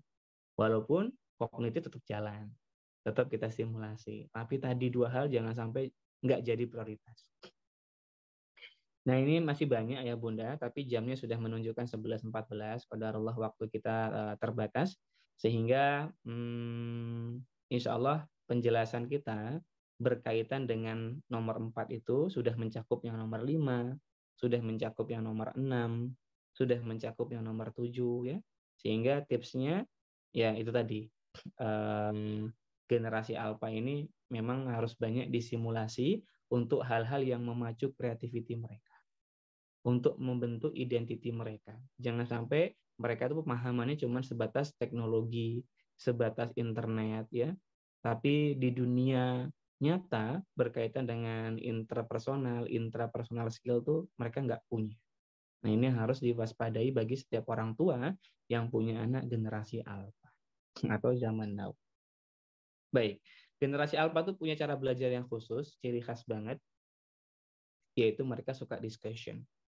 Sehingga generasi alpha tuh beda sama generasi X yang sukanya tuh nunjuk-nunjuk perintah-perintah top down ya. Sehingga dalam ilmu psikologi itu ada yang namanya nanti terapi Gestalt namanya ya. Namanya terapi Gestalt ini kenapa terapi itu muncul? Karena adanya pola pengasuhan yang sifatnya satu arah. Salah satu alasannya itu, orang tuanya sukanya nyuruh-nyuruh, kalau anaknya salah langsung dihukum, nggak pernah diskusi, nggak pernah dengerin, sehingga ada istilah top dog, underdog. Ini tentu generasi-generasi di bawah 2000-an aja deh yang ngalamin itu. Generasi alpha sukanya diskusi. Sehingga ketika ada apa-apa, kedepankan dulu, ditanya dulu, didengarkan pendapatnya, kemudian minta dia memecahkan masalahnya, solusinya, apresiasi kemampuan ceritanya, apresiasi kemampuan memecahkan masalahnya. Kalau belum tepat tinggal diarahkan gitu. Generasi alpha itu begitu. Ini cara belajar yang efektif bagi generasi alpha. Orang tua dan guru itu cuman sebatas fasilitator. Ya, fasilitator. Namanya fasil itu cuma memfasilitasi. Ya, ya selebihnya kita serahkan untuk mensimulasi kemampuan besar dalam diri generasi alpha. Karena mereka punya kemampuan besar dan di sini butuh orang tua tuh percaya sama anak-anaknya, trust gitu ya, bahwa mereka bisa, bahwa mereka mampu. Tugas kita fasil, ya membantu, mengawasi, mengarahkan. Kalau dia nggak tepat kita bantu arahkan. Wallahu taala alam. Ini mungkin yang dapat kami sampaikan dalam tema mendidik generasi zaman now. Dan yang paling penting generasi zaman sekarang itu sangat fleksibel. Sehingga kita sebagai orang tua di sini harus punya pemahaman dan kemampuan yang luas ketika menghadapi mereka jadi lebih luas gitu ya. Kemampuan dan pemahaman yang luas agar menghadapi mereka lebih luas. Demikian ayah dan bunda yang mudah-mudahan dirahmati Allah Subhanahu wa taala. Semoga yang sedikit ini bermanfaat. Mungkin kita lanjutkan dengan sesi tanya jawab jika ada, jika tidak ada mungkin kita cukupkan. Kita kembalikan kepada Kak Fani. Silakan Kak Fani. Baik, Masya Allah, syukron Kak Yogi, Barakallahu Fi. Insya Allah ini jadi ilmu baru untuk menjadikan kita semua orang tua yang lebih baik lagi dalam mendidik anak-anak kita. Baik, kita langsung masuk ke sesi tanya jawab. Untuk ayah dan ibu yang punya pertanyaan boleh chat melalui kolom chat atau boleh resen. Ada yang sudah resen Kak, kita mulai dari yang resen dulu. Ada Bunda aja, silakan di unmute.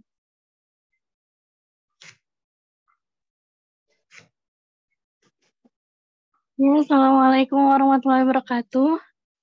Waalaikumsalam warahmatullahi wabarakatuh. Ustadz mau tanya, kalau misalkan kondisi anak kita itu sulit sekali untuk diatur gitu Ustadz. Jadi sulit sekali untuk dibilangin, sulit sekali untuk diatur, sering ngambek, kalau dipanggil suka lama responnya. Itu gimana ya Ustadz ya menghadapi anak-anak yang seperti itu gitu? Usianya Apa yang berapa? harus usianya 5 tahun dan 5 tahun dan 6 tahun Ustaz. 5 tahun dan 4 tahun. Iya Ustaz. Apa yang bisa kita lakukan gitu Ustaz biar anak kita itu mudah untuk menurut gitu Ustaz. Karena kadang-kadang kita menyampaikan nasihat gitu ya, itu kayaknya susah sekali gitu Ustaz gitu. Ya. Seperti itu sih Ustaz. Insya Allah. Ya, terima kasih Bu. Ya, Iya, sudah terima kita kasih dapatkan. Ustaz. Assalamualaikum warahmatullahi wabarakatuh. Waalaikumsalam warahmatullahi wabarakatuh. Mungkin satu lagi, Kak Fani. Ada dari kolom chat. Kak Yogi, anak saya 12 tahun, perempuan. Dulu kami memberinya handphone dengan status pinjam. Qadarullah, sebuah kesalahan dia lakukan. Setelah berbulan-bulan kami mengambilnya, dia berulang kali membujuk kami untuk memberi kembali dengan janji dia tidak akan mengulangi kesalahan itu lagi. Namun hati kecil kami sebagai ibu belum yakin sepenuhnya dengan apa yang dia katakan. Saat dia menangis, saya ingat pesan suami saya untuk tidak baper menghadapi anak. Saya tetap dengan pendirian bahwa dia belum saatnya pakai. Kemudian untuk singkatnya, dia sering mengeluh teman-temannya tidak dikasih sama ortunya, kenapa dia teman-temannya dikasih HP dengan sama ortunya, kenapa dia tidak. Kami hanya menjelaskan kita punya aturan rumah berbeda. Pertanyaannya, bagaimana sebaiknya menyikapi, terutama saat dia bilang, bagaimana Umi akan tahu saya amanah atau tidak, atau saya sudah berubah atau tidak kalau tidak dikasih kesempatan. Baik ya, insya Allah ini nanti insya Allah kita sambungkan dua pertanyaan ini.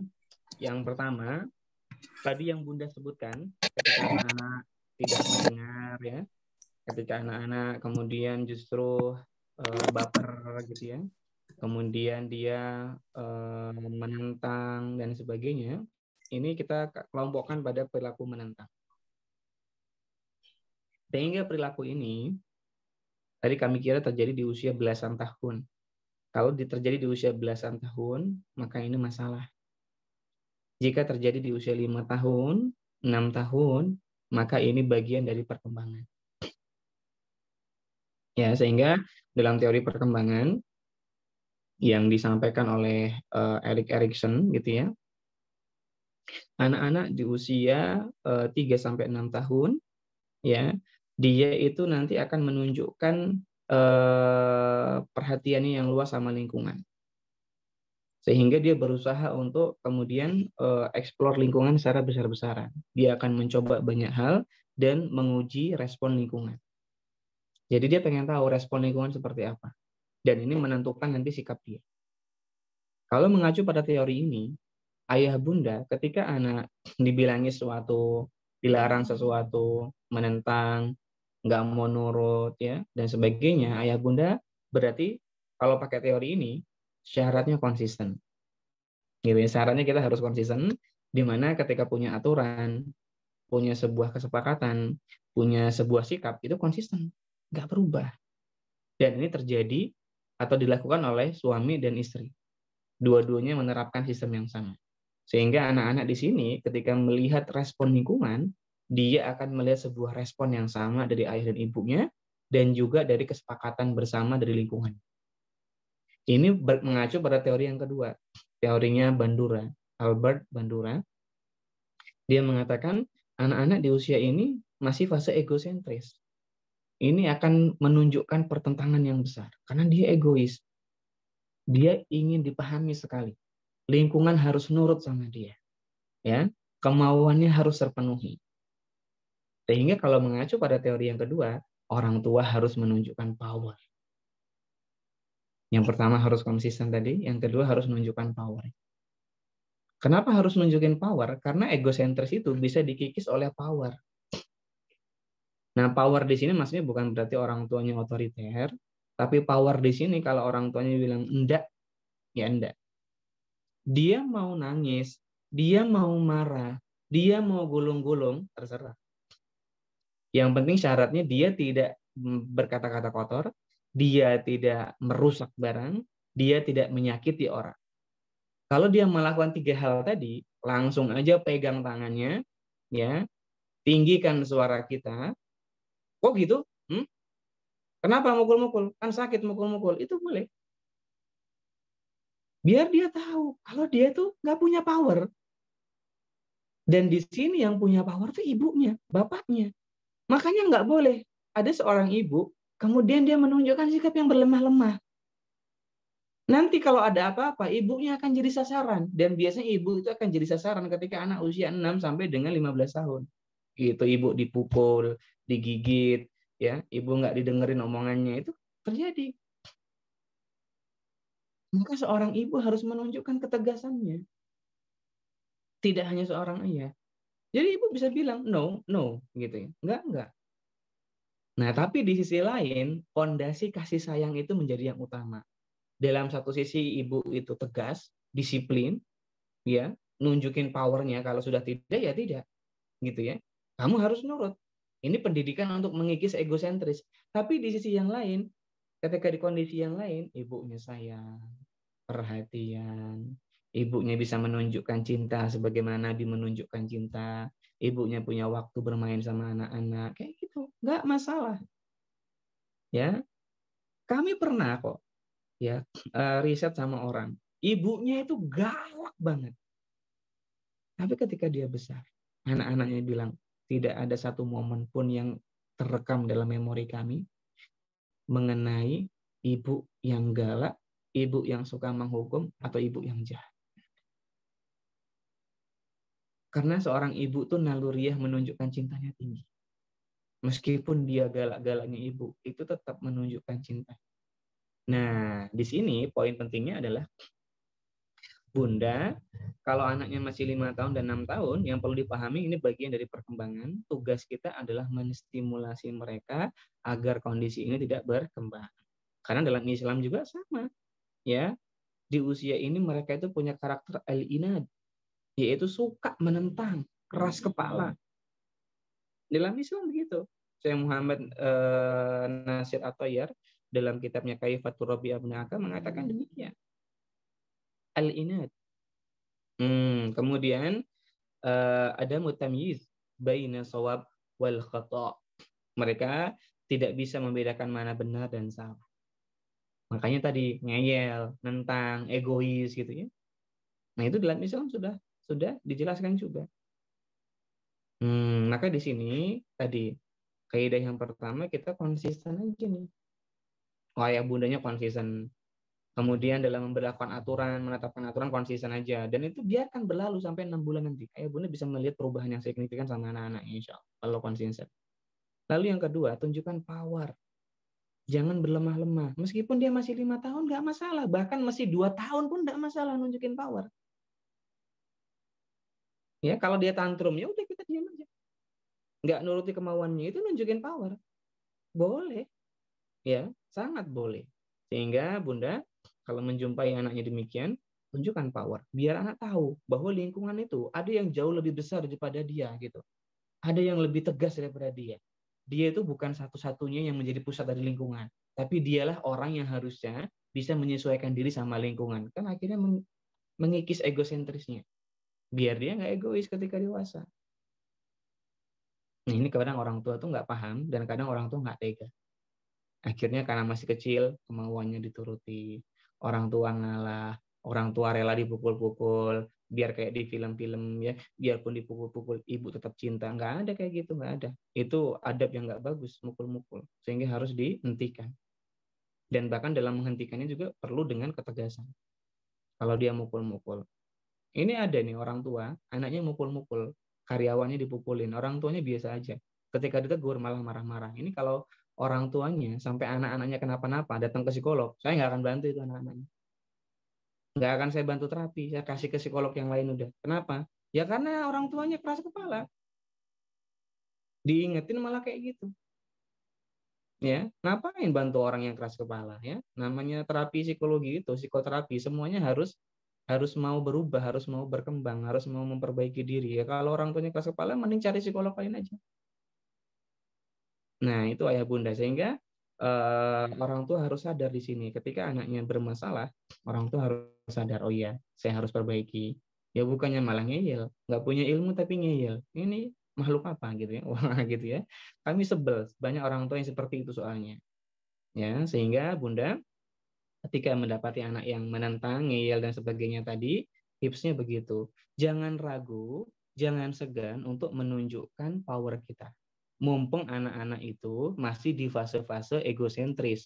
Justru nanti kalau anak-anak ada di fase-fase yang mana akalnya berkembang bagus, misalnya di fase praoperasional atau fase operasional konkret ya, 6 atau 8 sampai 12 tahun, 12 sampai 15 tahun, kita nunjukin power, itu salah. Justru nanti anak-anak akan berani menentang kita, bahkan berantem. Nah, kebanyakan orang tua, polanya nih yang kami amati, di usia 3 sampai dengan 8 tahun itu bermudah-mudahan sama anaknya. Ngalah sama anaknya. Tapi kemudian kok 10 tahun masih belum berubah, akhirnya nggak tahan. Akhirnya orang tua berubah nih karakternya, jadi lebih keras. Tapi sudah terlambat kerasnya di usia 10 tahun. Karena anak-anak di usia 10 tahun sudah akalnya udah bagus. Dia udah punya power juga, udah punya kemampuan. Nah, akhirnya berantem dong, bentrok. Inilah yang kemudian membuat anak-anak jadi benci dan nggak nyaman sama orang tuanya.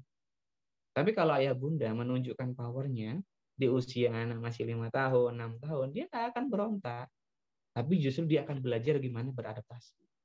Sehingga itu polanya akan terbentuk. Maka biasanya di usia 7 tahun kita nggak akan capek-capek. konflik sama mereka, berdebat sama mereka, enggak, karena mereka udah nyesuaiin diri. Nah, ini pola yang harus dibentuk selama harusnya 3-6 tahun. 3 tahun waktu pembentukan. Insya Allah dengan izin Allah, itu mereka akan banyak belajar. Kalau baru mulai dari 6 tahun, atau dari 7 tahun, ya dihitung aja 3 tahun ke depan. Pola pembentukannya, insya Allah. Dan biasanya lebih cepat sih. Ketika masuk di usia 7 tahun, mereka lebih cepat untuk memahami. Nah, jangan bersedih ya Bunda, masih punya waktu, dan itu fase perkembangan mereka. Jadi tinggal diperbaiki saja. Pola itu bukan gangguan perkembangan, bukan juga masalah perkembangan, tapi itu bagian dari perkembangan yang harus distimulasi. Dan sebenarnya mudah. Maksudnya mudah di sini kalau kita bisa mengaplikasikan konsisten dan power tadi, apalagi yang ketiga ditambahkan mengkombinasikan reward punishment. Kalau dia bagus perilakunya, kita kasih hadiah, kasih pujian, kasih semangat gitu ya. Nanti mungkin dalam beberapa hari kasih hadiah, jajan atau apa, boleh banget, uang boleh gitu ya. Tapi kalau dia melanggar punishment aja, punishmentnya boleh time out, ya, udah nggak usah diajak ngobrol dia gitu ya. Ya, atau bahkan hukumannya itu bisa menghilangkan kenikmatan mereka ya, gadgetnya apanya diambil, nggak usah main gadget selama seminggu misalnya, nggak apa-apa. Ini di usia-usia ini tuh tepat gitu. Nah, kadang orang tua kan baru menghukum gadget itu kan di usia anak 10 tahun, 12 tahun kan. Udah seminggu nggak usah main gadget, udah. Itu tuh bakal membekas banget sama mereka. Tapi kalau di usia 5 tahun, 6 tahun apa mainannya, jajannya diambil tuh nggak membekas. Insya Allah nggak membekas. Ya. Nah, ini penting sehingga pola-pola seperti itu bisa dididik di awal-awal. Nanti terbentuk polanya, kita tinggal di fase perkembangan berikutnya tinggal dipoles sedikit-dikit. Tapi kalau di awal-awal kita bermudah-mudahan atau nggak konsisten atau nggak nunjukin power, kita akan repot di usia-usia remaja awal. Karena masa-masa pemberontakan itu paling tinggi nanti di remaja awal biasanya. Baik. Nah, mungkin itu ya. Untuk pertanyaan yang kedua, nah ini nyambung nih ke usia yang 12 tahun ya. Kalau nggak salah tadi usianya 12 tahun. Mana ya? Kok hilang pertanyaannya ya? Iya, lah anak perempuan 12 tahun, dulu kami memberinya handphone dengan status pinjaman. Qadarullah, sebuah kesalahan dia lakukan. Setelah berbulan-bulan kami mengambilnya. Nah, ini akan membekas kalau diambil disita gitu ya, di usia ini. Dia berulang kali membujuk kami untuk memberinya kembali dengan janji dia tidak akan melakukan kesalahan itu lagi. Dia akan sesuai aturan yang disepakati. Intinya dia akan amanah. Namun hati kecil kami, terutama saya sebagai ibu, belum yakin sepenuhnya dengan apa yang dia katakan. Poin ini harus di-highlight ya. Sebagai ibu belum yakin. Ya, harus di-highlight ya, harus digarisbawahi, dicetak miring, ditebelin gitu ya. Bahwa prinsip pengasuhan orang tua harus yakin sama anaknya. Itu prinsip pengasuhan ya. Selain kasih sayang, orang tua harus percaya. Kemudian seringkali saat dia membujuk, dia akan menangis. Saat dia menangis, saya ingat pesan suami saya untuk tidak baper menghadapi anak. Saya tetap dengan pendirian bahwa dia belum saatnya pakai. Kalau dia tanya kapan bisa pakai sendiri, saya jawab mungkin saat usiamu sekian, atau meskipun usiamu sudah sekian. Kalau belum amanah, belum paham bagaimana sebaiknya menggunakan, kami tidak akan berikan. Nah, ini juga termasuk pengarahan yang kemudian justru ini bukan kami menyalah-nyalahkan ayah bunda, bukan, kita sharing saja. Nah, pernyataan ini sampai usiamu sekian atau sekian ya, tidak ada kejelasan. Ini termasuk pola pendisiplinan di level 2 dan 3. Kita tahu pola pendisiplinan itu ada 5 level yang kita nggak bisa bahas hari ini, karena ini sebenarnya bagus ya, kita belajar 5 level pendisiplinan, tapi ini ada di level 2 atau 3. Sehingga ketidakpastian yang ada. Nah, ini kalau ketidakpastian, maka akan ada kebingungan. Kebingungan ini justru membuat remaja stres. Beneran, dia stres, cemas gitu ya. Maka sebaiknya ya pola-pola interaksi dengan remaja itu tunjukkan kepastian dan ini akan mengajarin mereka komitmen dan konsisten. Tapi kalau pola kita seperti ini, justru kita mengajarkan mereka pola-pola yang tidak pasti, tidak konsisten. Sehingga kalaupun standarnya adalah usia, nanti 13 tahun, itu akan bagus. Atau ya, kalau kamu sudah amanah, apa indikator amanahnya? Kasih tugas dong. Tugasnya berhasil berarti amanah, kasih dia. ya. Nah, ini penting. Jadi jangan sampai amanahnya itu apa, abstrak sekali gitu loh. Ya jadi bingung dia, ya. Atau sampai dia paham menggunakan gadget, apa standarnya dia paham. Ini harus dibuat kesepakatannya sehingga dia bisa capai. Banyak sekali orang tua menetapkan standar kepada anaknya yang sifatnya abstrak. Kalau abstrak, gimana anak-anak mau mencapainya? Padahal di usia-usia ini mereka masih di fase-fase operasional konkret. Harus konkret, harus jelas. Begitu ayah bunda. Nah, sehingga ayah bunda di sini bisa memperjelas target, standar, dan mereka bisa setting tujuan akhirnya. Maka itu akan membentuk perilaku. Sebaliknya, jika seperti ini kondisinya, ini nggak akan membentuk perilaku apa-apa kepada anak-anak kita. Karena mereka nggak punya tujuan dan target. Justru harusnya kita memacu mereka ketika punya kesalahan, punya kekurangan, itu tetapkan standar yang konkret, yang jelas, sehingga mereka tahu apa yang harus mereka lakukan. Bahkan kita kasih tahu tahap-tahapnya, rules-nya, fase-fasenya. Nanti tercapai atau enggak, ini bagus sekali. Bisa membentuk perilaku malahan. Dan perilaku itu bisa jadi bertahan. Kemudian dia sering ngeluh. Nah ini highlight kita yang ketiga. Dia ngeluh sama orang tua. Kenapa teman-temannya dikasih, dia tidak gitu ya. Kami hanya menjelaskan kita punya aturan rumah yang berbeda, ini bagus penjelasannya. Punya aturan rumah yang berbeda dan setiap orang punya standar pengasuhan, pengaturan yang berbeda, ini bagus. Ngajarin dia fleksibel, ngajarin dia paham. Ya, tapi kemudian kita harus pahami juga efek side effect-nya dari perkataan kita ini. Nantinya dia akan merasa rendah dibandingkan teman-temannya. Dan untuk membuat dia merasa lebih baik dari teman-temannya ini yang harus kita antisipasi. Maksudnya, ketika Bunda bilang kita punya aturan rumah yang berbeda, dia compare sama temannya, kok enak ya temannya, kok orang tua temannya lebih sayang ya sama temannya, kok orang tuanya lebih pengertian. Nah, ini bahaya buat kita dan bahaya buat anak-anak. Sehingga ya kesejahteraan anak sebagai kompensasi atas membanding-bandingkan dia, ayah bunda perlu tahu, masalah manusia itu banyak terjadi karena mereka sering banget compare dirinya dengan lingkungan. Makanya Nabi itu pernah menasihati kita, "Unzuru ila man huwa asfala minkum, wa la tanzuru ila man huwa fawqakum."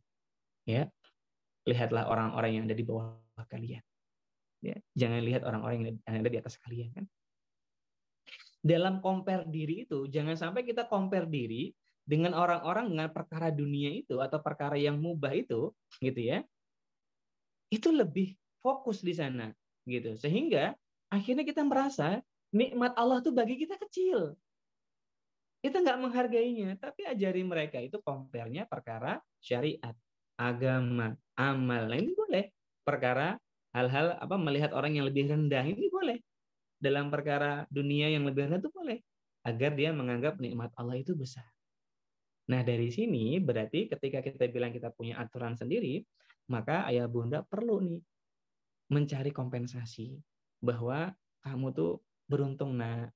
Tapi kita nggak boleh bilang kamu beruntung ya nak, gitu jangan, karena itu akan menyakiti dia juga. Tapi bilanglah, Masya Allah ya, ini banyak hal yang bisa kamu lakukan. Ayo kita lakukan bersama. Oh Masya Allah, barakallahu fiik, dikasih hadiah. Artinya ada hal-hal lain yang bisa kita jadikan sebagai alternatif, dia tetap sejahtera. Atau tadi kita berikan waktu gadgetnya sehingga dia tetap merasa sejahtera. Ini penting. Baik ya. Kemudian pertanyaan saya, bagaimana sebaiknya kami menyikapi, terutama saat dia bilang, bagaimana Umi akan tahu saya amanah atau tidak? Nah ini bagus ini pertanyaan. Berarti putrinya perkembangan akalnya oke gitu ya. Atau saya sudah berubah atau tidak? Dia tuh butuh kepastian. Tadi jawabannya tadi ya. Nah sekarang jadi mohon maaf ayah bunda kita sharing lagi. Jadi saat ini adalah waktu yang tepat bagi ayah dan bunda untuk mendudukkan putrinya, kemudian menyampaikan betapa cintanya kita kepada dia. Sebagaimana Nabi itu ingin menyampaikan betapa cintanya Nabi kepada Mu'adz. Kemudian yang kedua, ayah bunda sampaikan, ayah bunda sangat memahami bahwa dia itu mungkin lalai, mungkin melakukan kesalahan, karena itu bagian dari perkembangan dia, bagian dari usaha-usaha dia dalam memahami lingkungan. Nah, ini bagus ini membesarkan hati anak kita. Kemudian yang ketiga, ayah bunda bisa kemudian melakukan meyakinkan Anda bahwa kita sebagai orang tua sangat percaya sama dia. Nah, ini bagus sekali. Karena justru kepercayaanlah yang membentuk kejujuran sama anak-anak kita. Banyak sekali anak-anak remaja yang mengeluh kepada kami, Kak Yogi, saya itu sama orang tua nggak deket tuh karena ngerasa bahwa orang tua tuh selalu curiga sama saya, Kak. Saya ngerasa ngapain deket sama orang tua, karena toh ujung-ujungnya orang tua nggak percaya saya. Ya, padahal kalau kita balik flashback ke masa kita remaja, bunda dan keluarga atau bunda dan teman-teman yang lain yang hadir hari ini, ketika kita remaja, kita tuh pasti pengen banget dipercaya. Kita pengen banget dikasih amanah. Kita pengen banget menunjukkan diri. Itu sifat alaminya remaja. Maka hari ini, tunjukkanlah kalau kita sangat percaya dan menghargai dia. Adapun kesalahan yang dia lakukan, oke, itu salah, tapi di sini gimana caranya kita fokus sama kesalahannya dan melakukan evaluasi. Nah, ini penting. Jadi bunda nggak apa-apa percaya lagi. Kami nggak tahu masalah apa yang dilakukan dengan gadgetnya, yang sangat parah mungkin yang bunda akhirnya merasa trauma mengasih dia, tapi nggak ada salahnya untuk membangun lagi kepercayaan. Dan ini bagus untuk remaja. Nah, mungkin itu ya, kalau diminta sarannya, kami berikan saran seperti itu. Tadi sudah ada 3 poin yang lainnya yang mudah-mudahan juga bisa disimak kembali jika ada rekaman dari diskusi kita ini. Baik. Mungkin itu Kak Fani. Nampaknya sudah terdengar suara adzan ini. Gimana Kak Fani, di tempat kayak gitu sudah adzan? Baik, Kak Yogi, karena sudah mendekati waktu zuhur, mungkin kami cukupkan saja ya, Kak ya. Ya, Boleh insyaallah ya. mungkin ada nasihat singkat untuk ayah dan ibu untuk sebelum kita tutup? Iya, alhamdulillah. Baik, mendidik anak sesuai generasi. Ini ayah bunda mohon maaf ya, yang pertanyaannya sudah ada di kolom chat, ada yang sudah resen mungkin ya. Kami ucapkan jazakumullah khairan, barakallahu fikum. Sudah diskusi, sudah percaya untuk belajar bersama. Dan mungkin beberapa hal yang menjadi nasihat untuk Kak Yogi dan juga ayah bunda sekalian adalah kita menjadi orang tua ini sangat butuh dengan ilmu. Ya, sehingga mulai hari ini kita selesai dengan diri kita. Maksudnya selesai dengan diri itu kita benar-benar selesai dengan masalah diri kita pribadi, di mana kita harus meluangkan dan melapangkan hati kita. Ya, sebagai orang tua tuh hatinya harus lapang, karena dia harus ya memahami pasangannya, konflik pasangan, memahami anak-anaknya. Belum lagi anak-anaknya susah diatur ya. Makanya Allah suruh kita bersabar dengan sabar yang ekstra gitu ya. Sehingga di sini hatinya harus banyak lapang sebagai bapak ataupun ibu. Dan juga lapangnya hati ini sebagai upaya kita menerima, memahami kesalahan anak-anak kita. Lapangnya hati juga agar kita punya space untuk punya kesadaran bahwa kita punya kekurangan.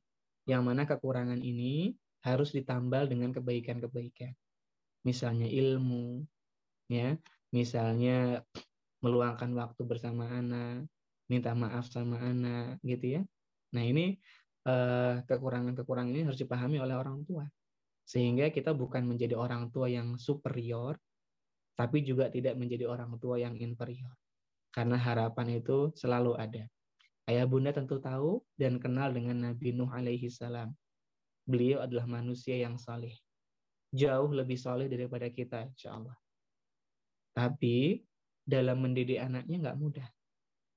Bahkan anak laki-laki yang dia cintai, ya, ketika diajak untuk mengikuti beliau, nggak mau, menentang, melawan, justru memilih orang-orang musyrik bersamanya. Tentu menyakitkan bagi seorang ayah. Nah, tapi di sini ini pelajaran buat kita bahwa Nabi Nuh tidak menyerah. Meskipun anaknya tidak mendengarkannya, masih ada anak-anak yang lainnya yang kemudian dia didik dengan saleh. Ya, sehingga Nabi Nuh termasuk Abul Bashar, bapaknya umat manusia. Selain Nabi Adam itu Nabi Nuh. Jadi ada dua, bapaknya manusia itu ada dua. Nabi Adam dan Nabi Nuh. Kenapa? Karena setelah banjir bandang yang besar itu, makhluk semua mati kecuali yang di kapal. Dan yang di kapal ini, Nabi Nuh ini kan 900 sekian tahun dakwahnya. Yang ikut Nabi Nuh itu cuma 80-an orang. Dari 80-an orang ini kena penyakit ya. Dalam sebuah riwayat, maksudnya penyakitnya wallahu ta'ala alam, cuman mereka nggak punya anak.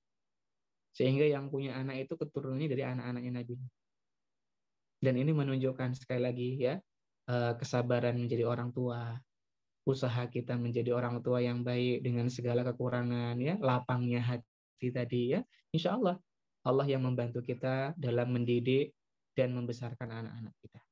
Kesalihan anak-anak kita Allah yang berikan. Maka jadilah orang tua yang salih, orang tua yang hatinya lapang, orang tua yang siap menjalankan amanah dari Allah, mendidik anak-anaknya. Hasilnya fattakullah mastata'tum. Ya, serahkan kepada Allah ya. Kita usaha semampu kita dan sisanya bertakwa kepada Allah. Mungkin itu Kak Fani, semoga bermanfaat. Jazakumullah khairan. Mohon maaf dalam penyampaian banyak kurang dan salahnya atau terkesan menyalah-nyalahkan. Ya semoga dimaafkan. Subhanakallahumma wa bihamdika asyhadu an la ilaha illa anta astaghfiruka wa atubu ilaik. Kembali kepada Kak Fani, silakan. Baik, jazakallah khairan Kak Yogi atas semua ilmunya hari ini. Jazakumullah khairan juga untuk ayah dan ibu yang sudah bergabung hari ini, sudah menyempatkan waktunya untuk hadir di majelis ilmu. Semoga ilmu yang kita dapat hari ini membawa manfaat dan berkah untuk kita semua. Apabila ada yang salah dan kurang, saya mewakili Rumah Coach Ilmu mohon maaf. Pertama untuk ayah dan ibu yang sudah mengajukan pertanyaan tetapi belum bisa terjawab, mungkin bisa terjawab di sesi lain insya Allah. Saya pamit undur diri. Wassalamualaikum warahmatullahi wabarakatuh. Waalaikumsalam warahmatullahi wabarakatuh. Izin Jazakumullah untuk khair, Kak Yogi. wa jazakallahu khairan.